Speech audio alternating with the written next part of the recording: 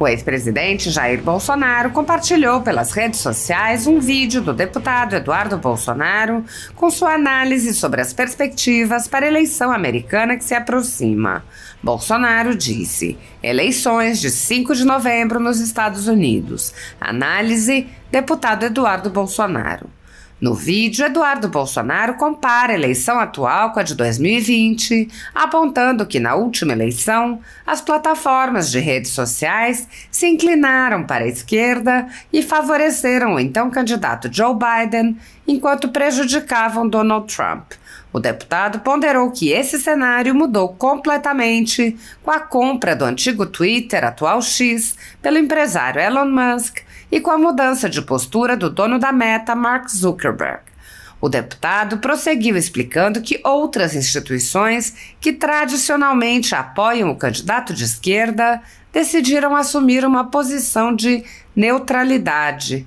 Eduardo disse: você começa a ver que nesse balanço de forças, muito menos forças estão apoiando a Kamala Harris, que é a esquerda, o socialismo, os aliados do Lula, e muitos outros estão declarando apoio a Donald Trump.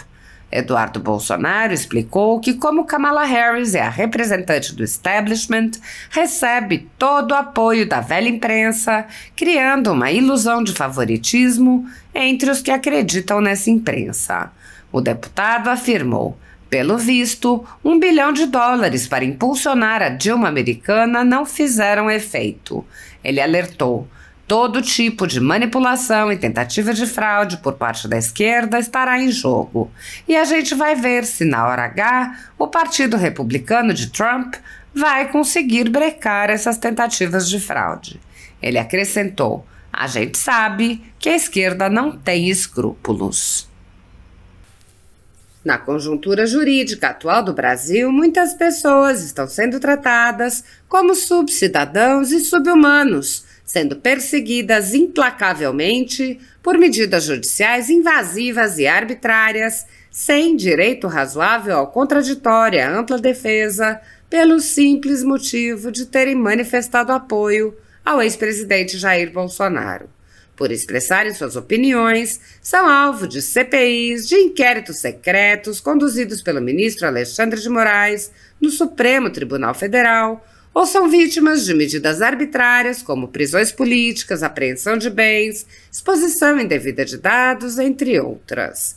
O ex-presidente Jair Bolsonaro chegou a advertir em um pronunciamento para uma manifestação da subprocuradora Lindor Araújo, da Procuradoria-Geral da República, que denunciou o uso da técnica da Fishing Expedition por parte do ministro Alexandre de Moraes. A técnica é comum nos inquéritos conduzidos por Moraes contra adversários políticos, jornais independentes e cidadãos que se expressam de maneira crítica contra a conduta de ministros da Suprema Corte. Neste modus operandi, o investigador promove uma devassa em pessoas escolhidas por ele para procurar algum indício, algum motivo para acusação, em contrariedade ao preconizado pelo direito que deveria investigar fatos. Em inquéritos conduzidos em cortes superiores, observa-se um procedimento característico.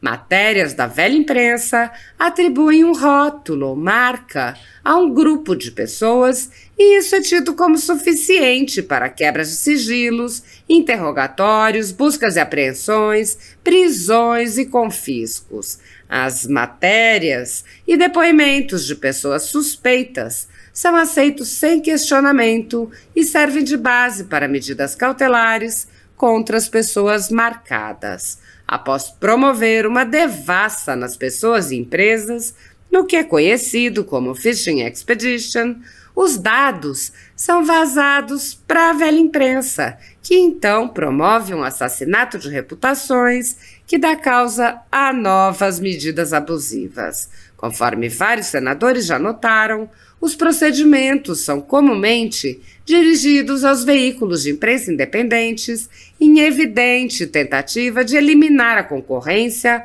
controlar a informação e manipular a população brasileira.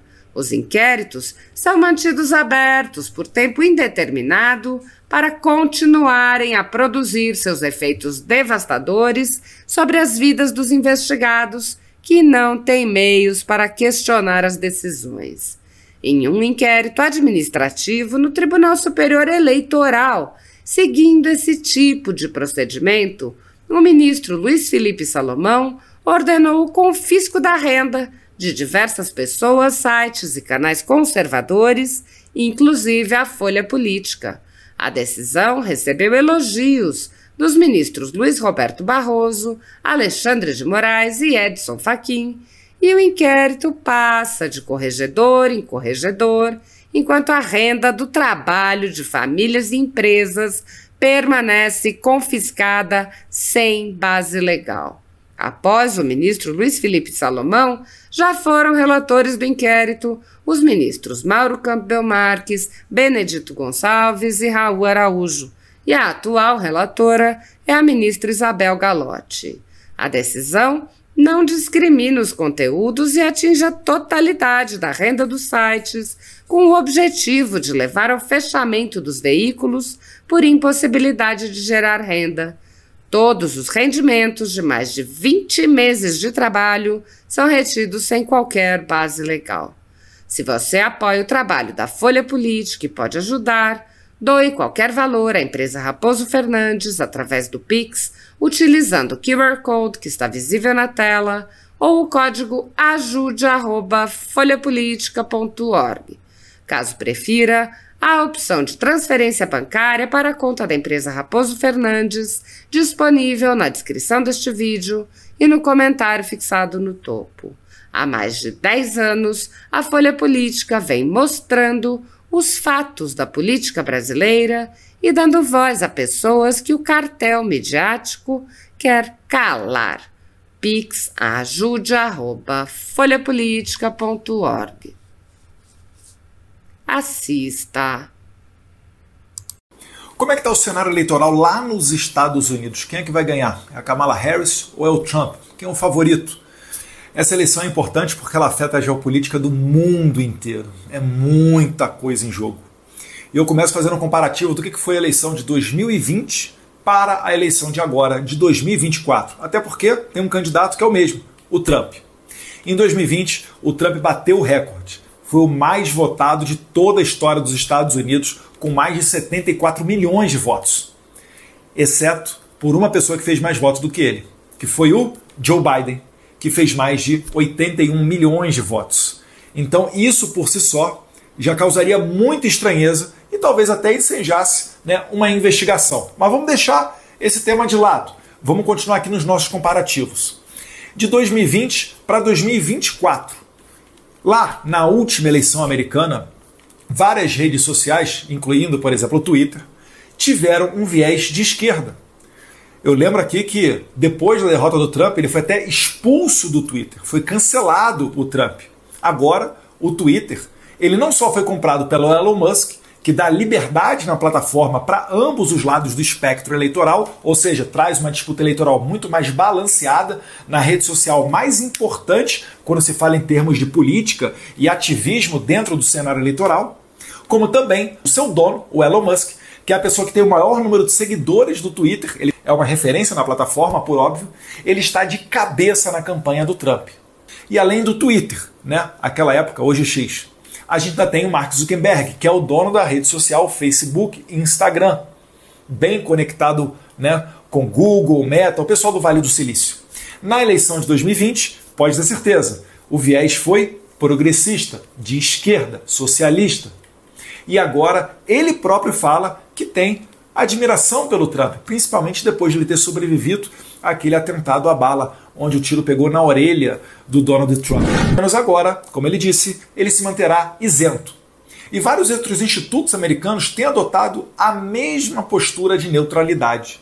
Mesmo sindicatos trabalhistas como o Teamster, um tradicional sindicato, união de sindicatos, que sempre apoia publicamente o candidato democrata na corrida presidencial, desde 1996 com Bill Clinton, eles têm essa postura. Dessa vez agora, com Kamala Harris versus Trump, eles vão ficar neutros. Isso porque tem uma pesquisa que dá conta que entre os seus filiados, a maioria tem preferência por Donald Trump. Então você começa a ver, né, nesse balanço de forças que muito menos forças estão apoiando a Kamala Harris, que é a esquerda, o socialismo, os aliados do Lula. E muitos outros estão declarando apoio ao Donald Trump. Um outro caso que pesa favorável, né, nos chamados swing states. Swing states são os estados que por vezes votam na direita e por vezes votam na esquerda. Eles sempre vão alternando entre partido republicano e democrata. Eles variam ali de 6 até 12 estados. Tá? Nesses estados tem um que é chave, a Pensilvânia.